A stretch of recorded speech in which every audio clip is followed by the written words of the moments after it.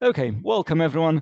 We had the conference dedicated to psychology of migration, and thank you for inviting me and Larysa Didkovska.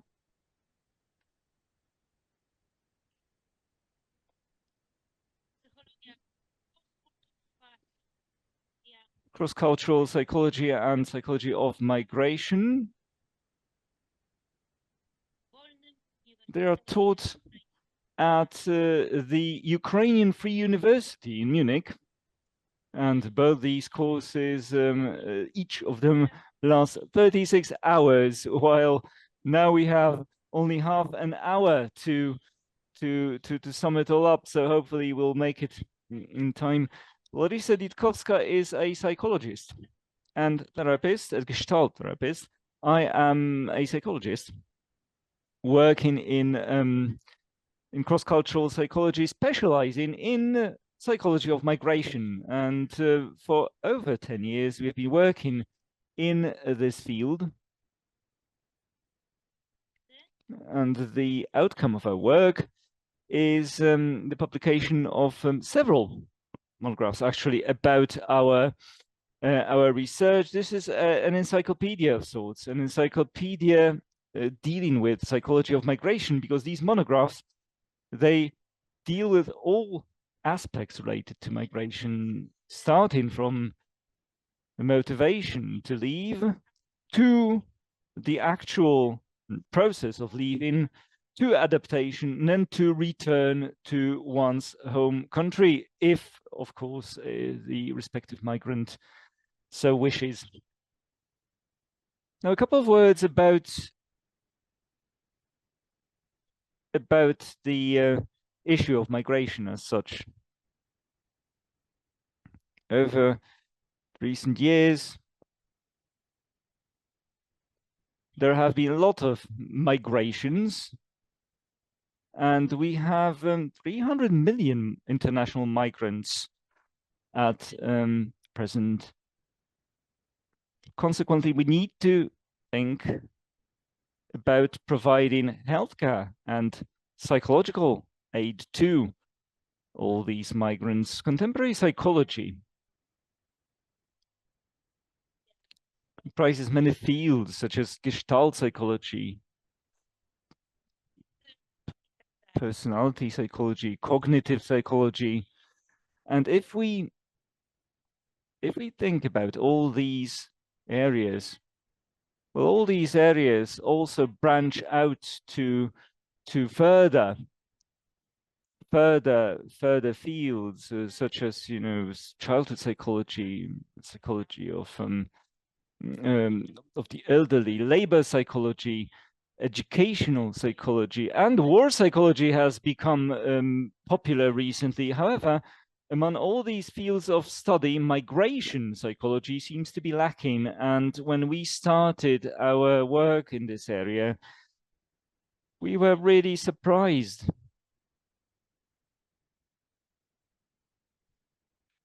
Because it turned out that there was no comprehensive approach. Psychologists from all countries were conducting the research in a manner that was not systematic.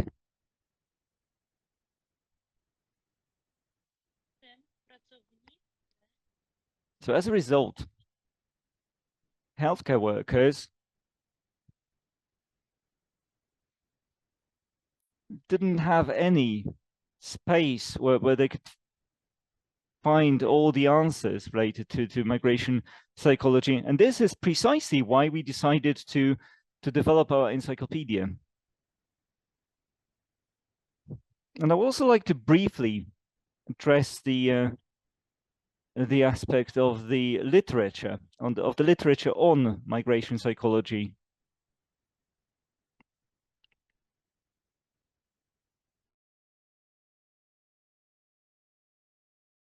So courses in migration psychology are rather courses that are taught in the US or Canada. In Europe, well, it is slightly different.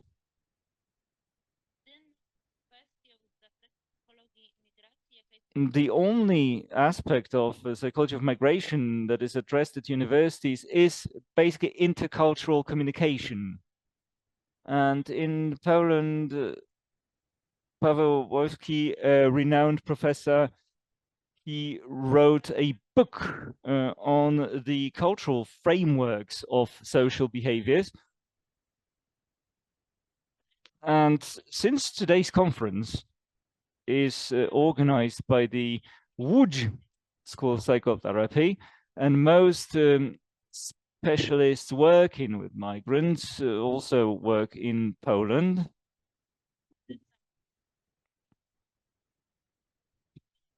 I do recommend that everyone read the book by Professor Boski. He lived and worked in the US actually in the past, and he also worked with John Berry, intercultural psychologist.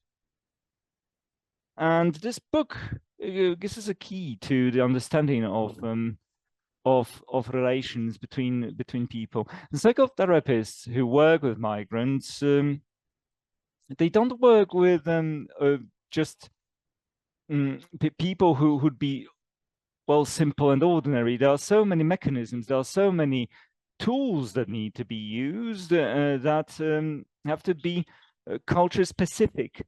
But this might prove inadequate when we work with intercultural clients. And Professor Boski's book, it was first published actually a couple of years ago, but in 2023 we've had the most recent edition of this book. And it's very important actually here, not so much the theoretical part, but it's also quite important for practitioners, specialists who work in the field of mental health with migrants. And this is a very interesting work for them. And it is worth mentioning the fact that professional training is lacking within the framework of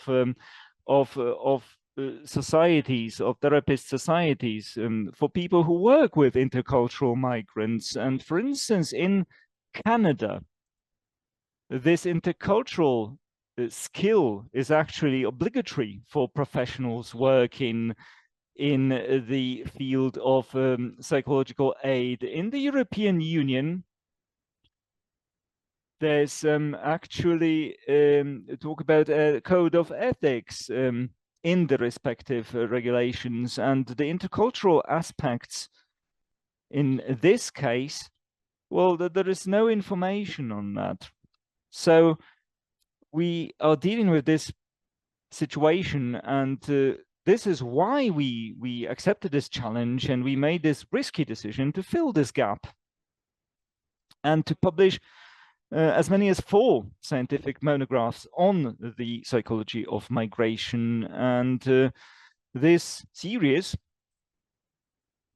presents in a systemic way all the psychological mechanisms and processes which involve people who had to move or decided to move to another country, and consequently to another culture. And the first of these books has already been published. You can see the cover here. 595 pages, and this first book is dedicated to the psychology of the potential migrant. And in this book, we use 477 scientific sources, and practically a psychologist reading this book or a psychotherapist reading this book will understand the psychology of a potential migrant fully, because there are so many moments described in this book which were not described in sufficient detail and highlighted in a sufficient manner before. And the second book is on social cultural adaptation in migration. And well, the number of copies, actually not the number of copies, but number of pages was quite high. In total, these books are 800 pages long, or more or less. And this second book will be published in July. The third book is dedicated to psychological adaptation in a different country, and it will be published in 2025. What I wanted to say is that the actually the weakest in psychology of migration in terms of coverage in literature is the psychology of adaptation, and this is why I would like to say something about it now. And these books are being published in Ukrainian, but we have this idea: after these 4 books have been published, our idea is to develop one popular science publication, which would be similar in size. However, it would actually contain less theory and more practice, and we would like to have it translated into different languages. And now there's the issue of financing of a translation of these books, because for the time being we're actually incurring our own costs. We are doing it at our own expense, publishing these books. And we're talking about psychology of migrants, and as a matter of principle, we have this important theme. There's this important period preceding the actual moment of migration.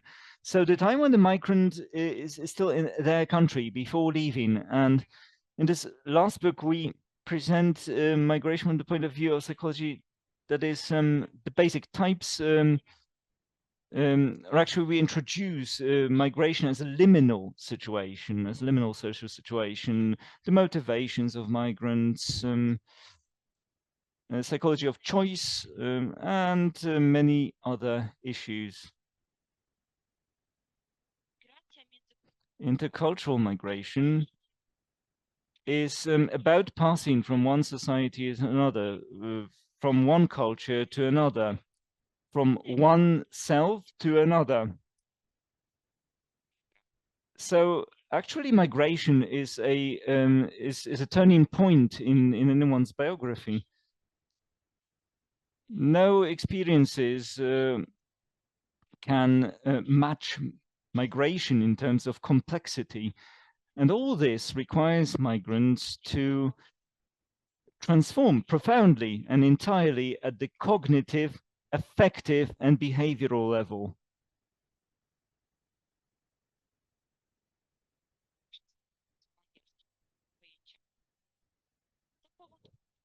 And this leads to excessive stress in the psyche of a migrant. And what we have seen working with intercultural migrants, well, the biggest problem for them is that they fail to understand the dynamic of the migration process as such, or the personal transformations that take place within them.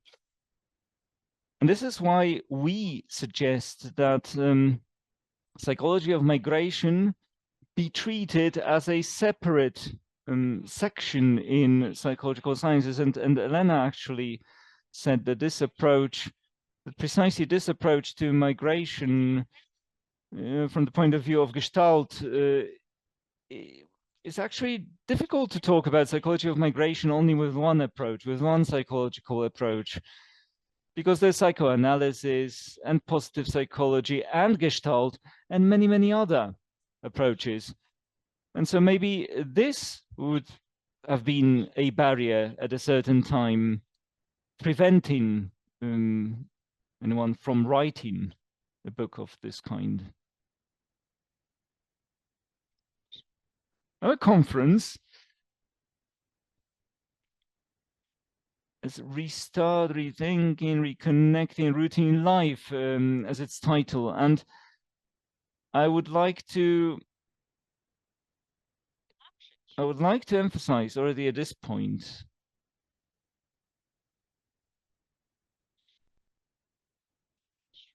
that if you look at this this picture designed for a conference, you can see an individual carrying an uprooted building an uprooted house on their back. And actually in our book, a migrant is depicted slightly differently, with one leg trying to actually break free from these roots in a way, but another leg starts springing roots in this new setting, in this new place, and taking root there. And we are going to talk about this today, that the process of working with a migrant should not only be about processing their emotional states and stress and so on and so forth, but the main task of a professional working with a migrant is to create a map, a system of sorts, a roadmap or a light at the end of the tunnel that will allow these migrants to treat this adaptation, this migration process as development. So one task is about working with the different states and processing them, but another task is about leading the migrant and guiding them on the path to personal development. And at every stage of the migration process, the migrant's psyche at the cognitive, emotional, and behavioral levels has its characteristic features. And so professionals working with these migrants should know which processes take place. We're talking about cultural competence related to migration. So psychotherapists and psychologists, well,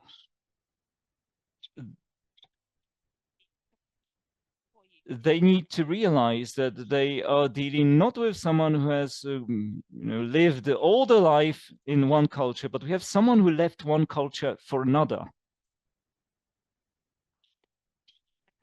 And so this full migration process looks like this. The first stage is before the migrant leaves. So they are in their own country, in their home country. Then we move to the new host country where we have adaptation, social, cultural, psychological adaptation. And then going back to their homeland, there is re-adaptation, readjustment to their home country, which also has its characteristic features. And so, yeah, we need to work with migrants before they leave their country. And if we are talking about refugees, then, well, it's quite obvious they are saving their own lives and the lives of their children. So they don't think about the reason for leaving. But if we are talking about voluntary migration, well, that is totally different. You need to realize their motivation. You need to realize why they are leaving their country. And the basic motivation is an unsatisfied need,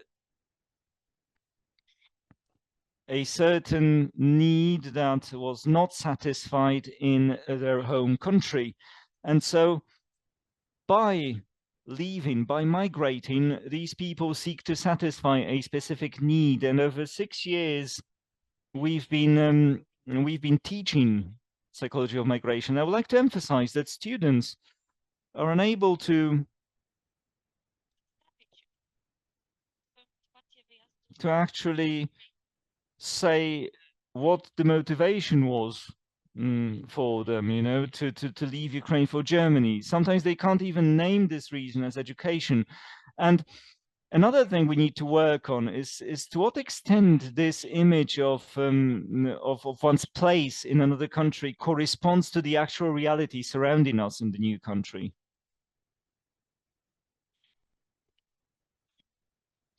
Because one of the mechanisms, some basic mechanisms which migrants experience voluntarily, is migration as a dream. So the task of a psychotherapist is actually making this real, actually allowing the person they work with to realize the actual context. So adaptation, and adaptation takes place in the host country. And we're not going to discuss this in detail, but it's about the language, it's about occupation, it's about seeking a job and a place to live. But let us pass to a very important aspect now. And the book which is about to be printed is on social cultural adaptation.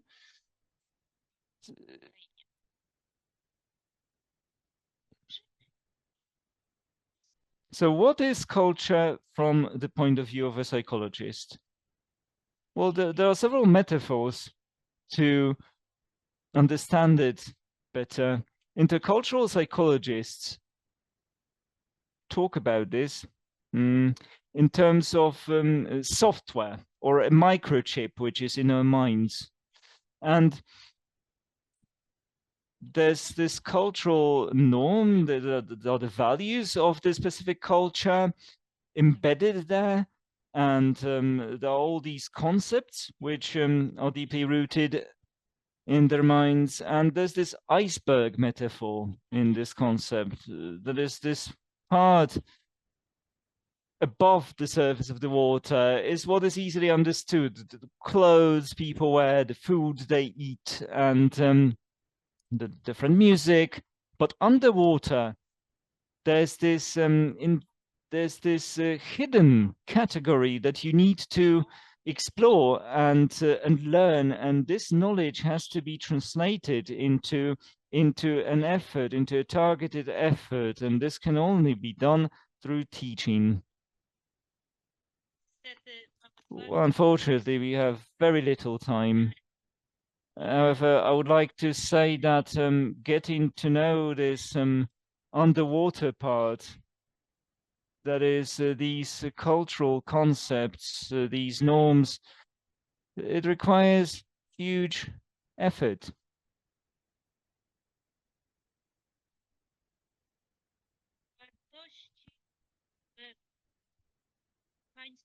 Values in the host country. Well, we can read Engelhardt, Schwartz, and Rocker. The psychological dimension of the host country's culture. Well, there are several dozen dimensions here, followed by social cultural concepts, which obviously differ depending on the country. And during work with the migrant, we also need to realize the dynamic of migration, and to understand it better, we need to develop a model of the development of intercultural sensitivity. And this model was developed by the American psychologist Milton Bennett. And this developmental model of intercultural sensitivity makes it possible to understand how the mental sphere of a migrant changes at the individual stages of migration. So these are the personal stages and ethnic stages. John Berry, a Canadian psychologist, he developed the concept of acculturation and the strategy thereof. I've got 20 minutes left, so I will speed up. And the cultural distance has to be explained here, because we need to realize what it is. There are different indicators of cultural difference. The smaller cultural distance, the easier it is for the migrant to adapt in the host country. For instance, Ukrainians find it relatively easy to adjust to life in Poland. Intercultural communication, another important point. And another important thing we need to emphasize is networking. Networking in the host country, and multiculturalism psychology. And that's a concept developed by the Canadian psychologist, and currently in Europe, multiculturalism is promoted by the European Union, by Ms. Merkel, and it is important here to understand that the new host culture is assimilated in the process of conscious learning. So one's own culture, the culture of one's home country, is assimilated involuntarily, unconsciously, subconsciously, whilst to assimilate the culture of a country to which one migrates, you need to make a conscious effort. Sociocultural split. Now, this is this problem actually arises when the migrant loses their self, in a sense, loses their old culture, but they have not formed their new self yet, and they have not adopted this new culture yet. And now I will skip this section on John Berry, but if anyone is interested in acculturation strategies, please write this name down and explore this if you so wish. And John Berry also developed a model of cultural adaptation, and he talked about the extent to which such adaptation would be possible.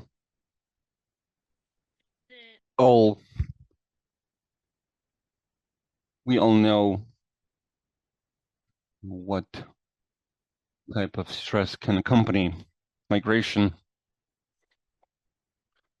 John Berry mentions the stress of acculturation, which is a different type of stress, experiencing loss included, and accepting this loss. Here, we need to understand what loss means from a psychological standpoint. It is the loss of an object which satisfied a given need. We also need to work with psychological traumas, such as PTSD, although not every migrant suffers from PTSD. The loss of belonging, of one's own old sense of belonging, and at the same time forming a new one. That is what Lena mentioned when she talked about her experience related to moving to a different country.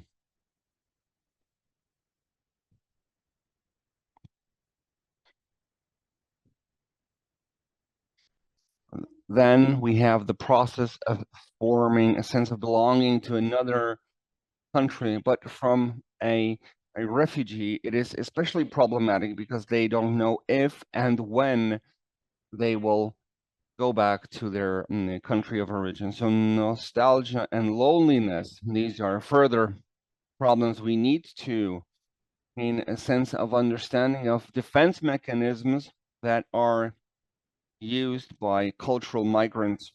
Psychoanalysts list different ways, different defense mechanisms employed by migrants. The first one is denial of one's own negative migration experience. Many migrants fantasize about returning to their homeland.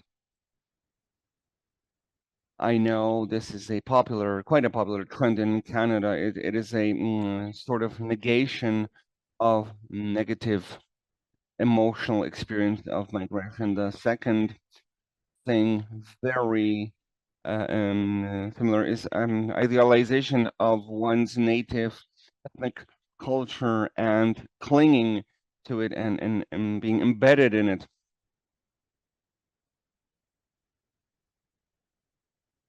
Also, such a person may fervently look for contact with people from their own diaspora or ethnic minority in a given country. And that is a way that there's something that helps, but only until some point. We need to adapt to the uh, mm, new culture, because if that doesn't happen, we can have social cultural marginalization when migrants cannot adapt to the new reality. Another strategy is quick, even maniacal adaptation to the new country. So imitation at a behavioral level of various habits or customs. So migrants, for example, uh, once they land in a new country, they hang out the flag of the accepting of the host country. Uh, you, we can also have humiliation of uh, the ethnic home and culture. So where does the sense in such approach lie? If someone is very actively standing for, if someone is standing for something actively, they are in extreme polarization, because, and from there we can have this need to humiliate one's own culture to find a better sense of belonging to this new culture. Another issue is psychology of place. This can be imagined as a building without foundations, uprooted. In this new country, you need to build a new home with new roots. And here I can recommend a book by the Polish psychologist from the University of Warsaw, from Maria Lewicka, on the psychology of place. If you read that book, you will understand how you can create conditions appropriate for migrants in order to make it better for them, easier for them to adapt in the new country, according to the principles of the psychology of place. Adaptation is perceived in different ways regarding depending on whether migration is forced or not. A labor migrant will have fewer problems with adapting to the new country than, for example, a refugee. Refugees do not have the motivation to adapt to their new homeland. The refugees often, while leaving their country, their homeland, they lose their skills, competences, they lose their colleagues, and they don't even want to adapt to the new country. And that is how double marginalization occurs. The refugee loses what they had in their homeland and are not able to create anything new in the host country. This is a very bad position to be in, and we either need to help such a refugee go back to their homeland as quickly as possible, or help in creating new conditions in this new host country. Psychological homelessness and split between two selves, that's another thing as well.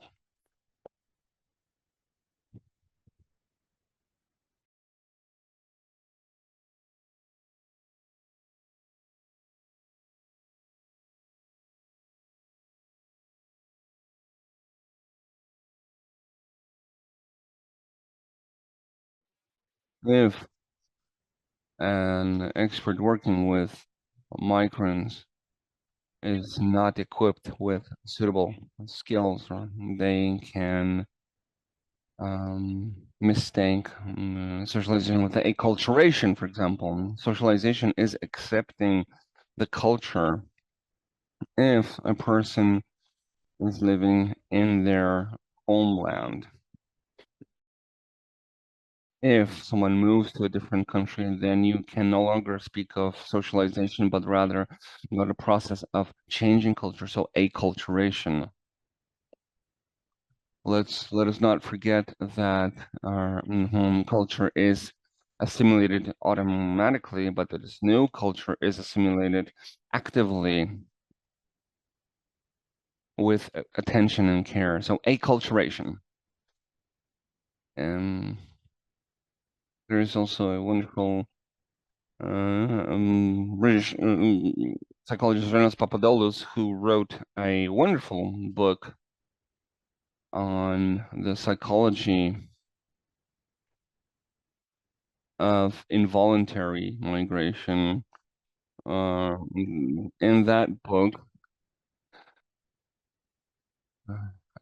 we can read about the process of complex involuntary dislocation, not only trauma, but also resilience and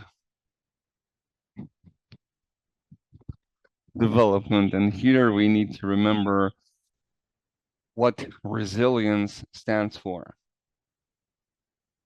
It is not only a certain mental robustness and resilience, but also some buffers that allow the people to find a place for themselves in this new society. In Ukraine, this book was published. I was even so surprised that such literature has been published in Ukraine, but it's about this line home, an alien home.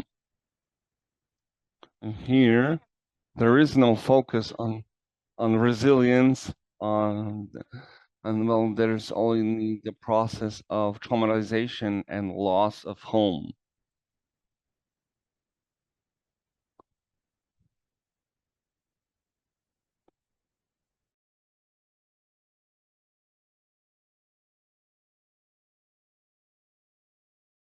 The main stages of working with migrants, first of all, a response to the acute reaction to stress. And here we need to be aware that this is acculturation stress.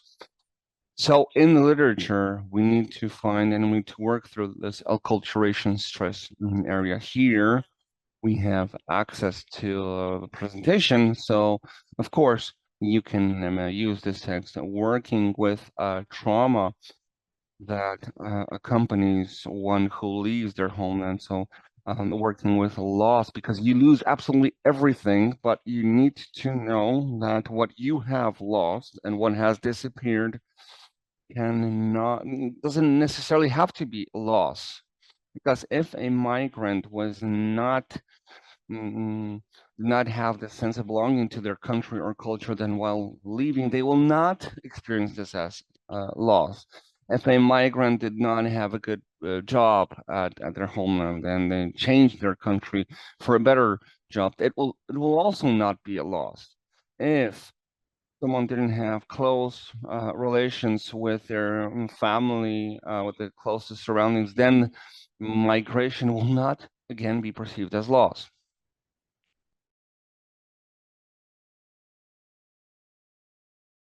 Work with sociocultural and psychological adaptation of trauma. So on the one hand, we need to work with mental disorders if there are such, and on the other hand, with adaptation of migrants to the new host country.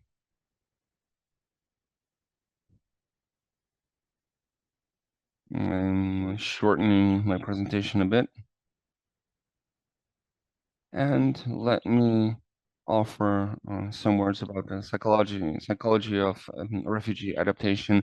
For the third year now, with regard to the war in Ukraine, the main attention of work with refugees was given to working with such refugees, but that's only one category of cultural migrants. So once the war finishes, a lot of migrants or refugees will go back to their homelands, and those who will stay in their new host countries, then we will need to work with them as with voluntary workers, migrants. Here you see types of migration. Let me skip this topic. And in the context of the topic of our conference, the situation of refugees in different countries from the point of view of special mobility indicators, the nature of decision about migration. And here we're talking about forced or involuntary. In the case of Ukraine, people didn't even manage to pack their belongings before leaving, or they're destroyed by an attack. The nature of decision is forced. The purpose of migration to rescue one's life. But once you come to the host country, okay, you've saved your life, but what next? You cannot be in this suspension mode all the time. So you need to make a decision at one point. Either you go back to your homeland, or if you stay in this new host country, you need to put in all your effort in adaptation. In Poland, there are many Ukrainian kids who don't go to Polish schools, which is a bad thing. Western Ukraine, where we live, is relatively safe. I mean, there are as far as we know what missiles, what it's like to have a missile rocket fly over your building, but it's not an artillery attack. It's not the same type of activities that you have at the front line. So the fact that Ukrainians don't want to adapt, then if they don't want to adapt, it's better to go back to go back to your homeland. But there are people like Lena, where you cannot simply go back.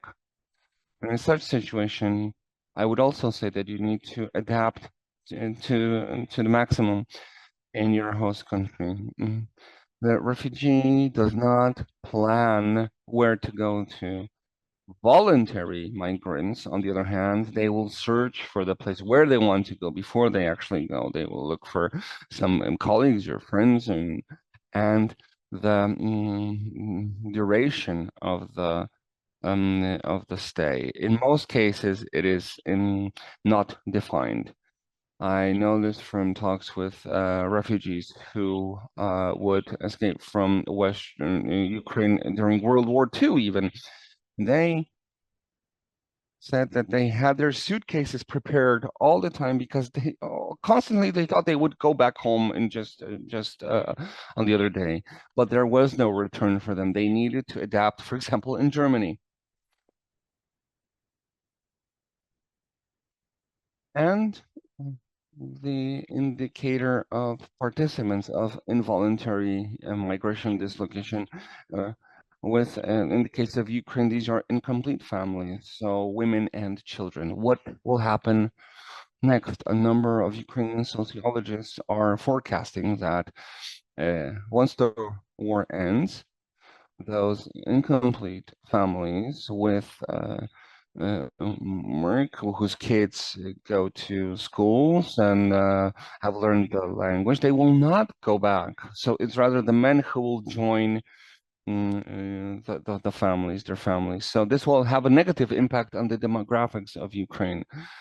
Now, the profession and education, there is no unification in the host country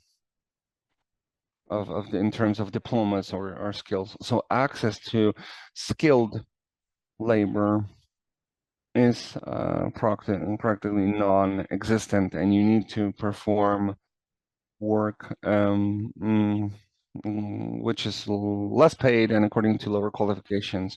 Refugees have their legal status in the host country either temporary or not fully specified or set for until 2025, and we don't know what happens after that. If the war doesn't finish by then, we don't know if this temporary status will be extended or not.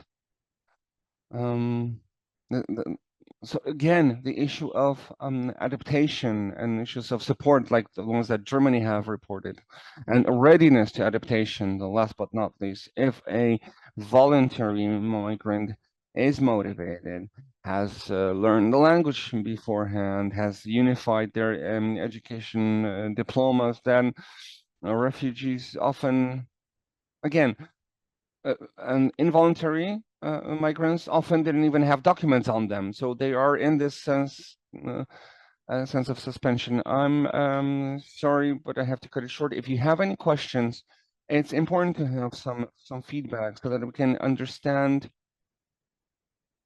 If you have any questions, please ask them. And thank you for your attention.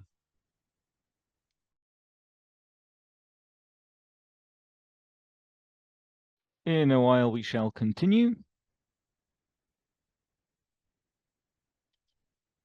Okay, what you have already heard a bit about. We're going to continue this, but from the point of view of Gestalt therapy. So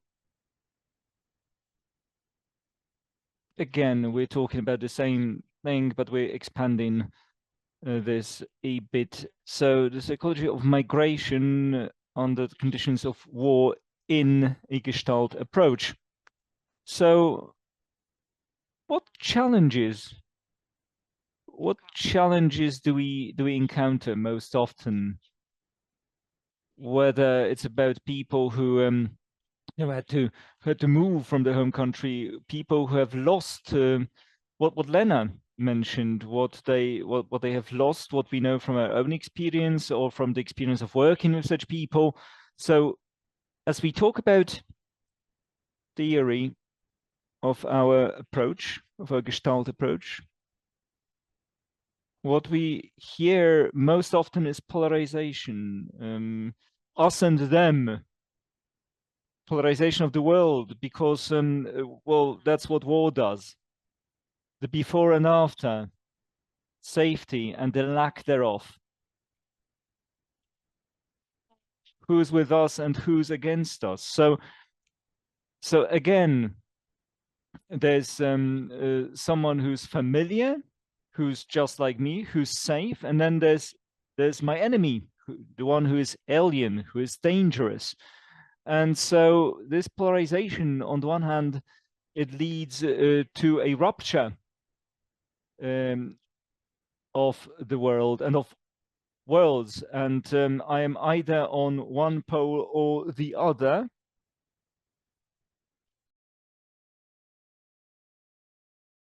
And Lena actually showed us some photos, being in a group with other people. What was that? These were, those were my people, in inverted commas, people who are familiar, people who help. So dissociation, but helps us survive. So we are in a totally different world. We are in a totally different country, and what used to be, we don't see it anymore. We don't experience it any longer. And just a question, can you hear me all right? Is everything okay?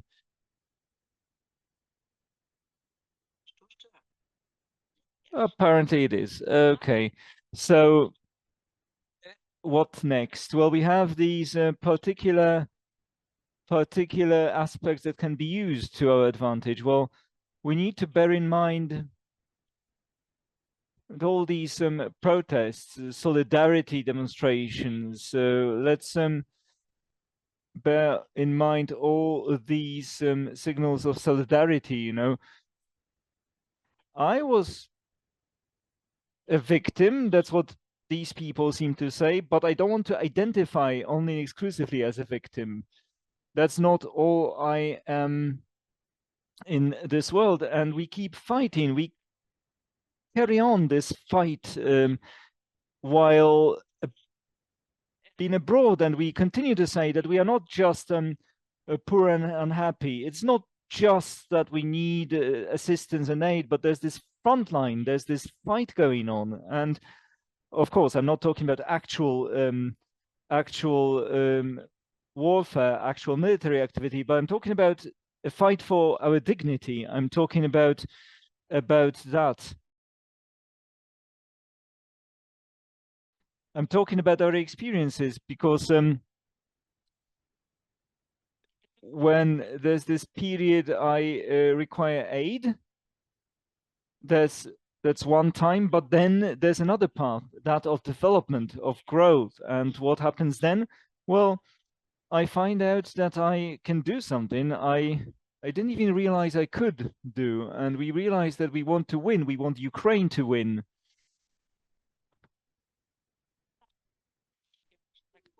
It's like the Tatar incursion, you know, that's going on there, and we want this victory, you know, and what is going on is just destroying our liberty, our freedom. And what else? When we talk about people who are forced to migrate, well, being temporarily away from one's home, we don't know when the war will end. We don't know whether they will come back at all, and when and how.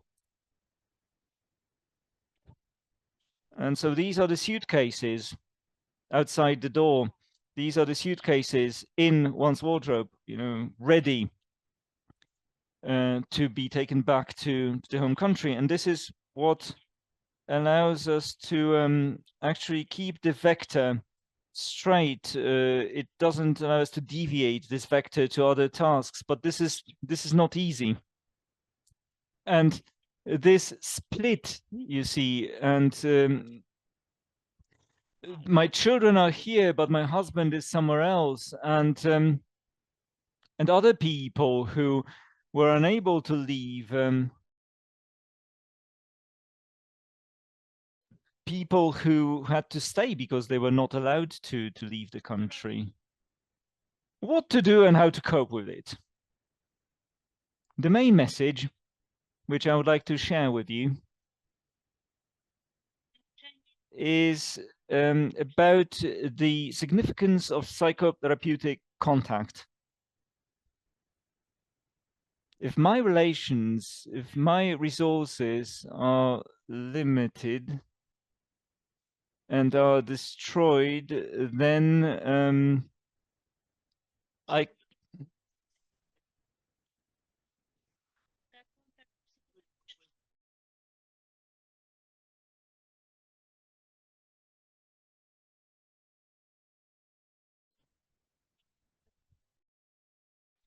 this psychotherapeutic contact is a very important resource for psychotherapists and for clients.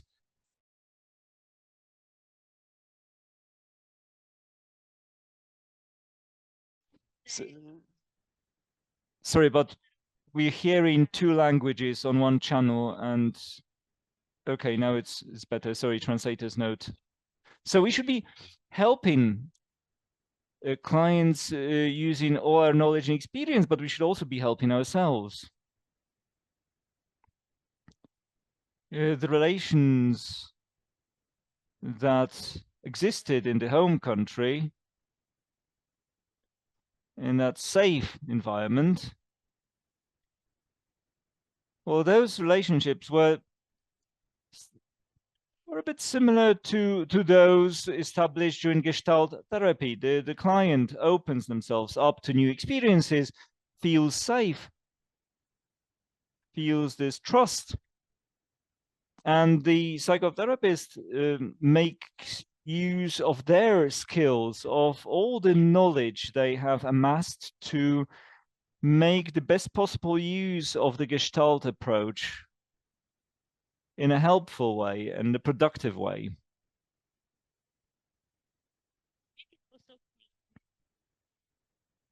So how can this approach be helpful in wartime? Well, firstly, the possibility of empathizing with another human being. If you're approached by internally displaced people, then these people don't always have the possibility of sharing their experiences and of finding understanding. And during therapy, one can obtain support, empathy, and compassion, and this is a hugely important resource. and it requires stable contact to be built in an unpredictable context. If one loses their home, their job, and their loved ones, but they have, nevertheless, someone who, under certain conditions and for a certain time, is stable, and they will always be there for them, and they are trustworthy, well, then it helps in the process of healing, because in life, well, not always one can talk honestly with everyone in one's life, but with a psychotherapist, yes, you can, by all means. And a psychotherapist is someone who provides stable support. They are predictable. They give us this freedom of choice. They provide this sense of spiritual warmth and closeness. And this is precisely what this experience is about. And this is what the feeling of safety in Gestalt psychotherapy is about. This is a precious experience for the client and for the therapist, which enriches both parties. The experiencing of certain success, but of simple human closeness, of intimacy, which helps us in personal development, which helps both parties in their personal development. So after such experiences, you'll have things to share with your loved ones, with your children. And all this can be derived from therapy. And please remember that the significance of psychotherapeutic contact is stronger when contact with one's home country has been lost. And what can be the hurdles? What can be the obstacles in this field, which was hijacked by dictatorship, where violence and terror prevail?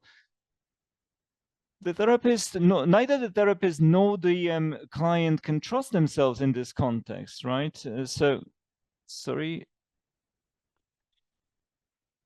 Larysa, sorry, I was, due to my role here, I will allow myself to remind you that it is 11:35, so could you please be heading towards the end of your presentation so that the next speaker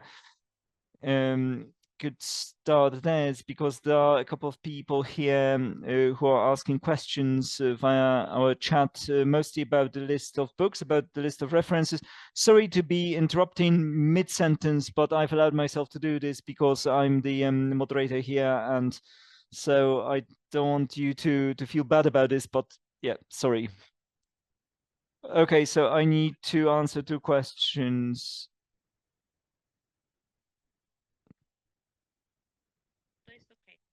Okay.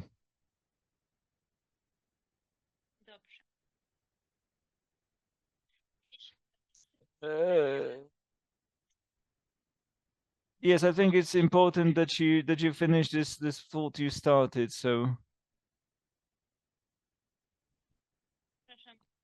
sorry, I didn't catch that. I have to actually stick to the time. Sorry, 35 minutes, right?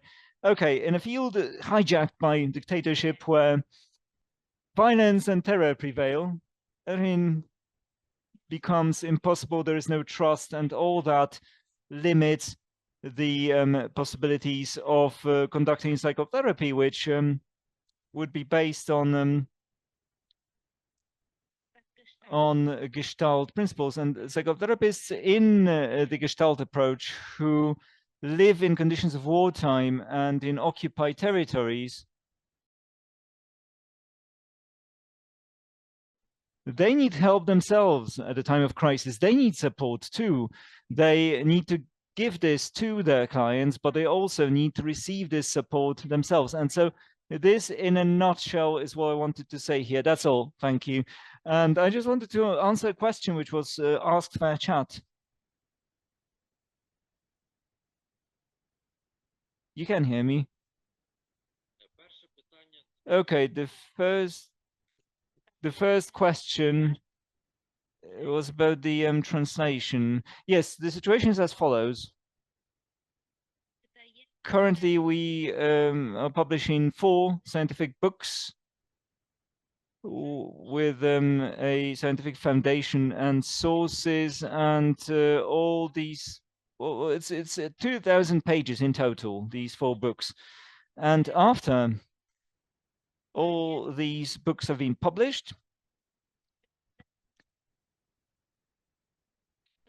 a compact edition will be published, and I would like to ask about the possibility of having this translated, this abridged edition, which will present the main aspects in a nutshell. So if someone has any data of any bodies that could provide a grant, some funds for this translation, then I would be very grateful. And this, as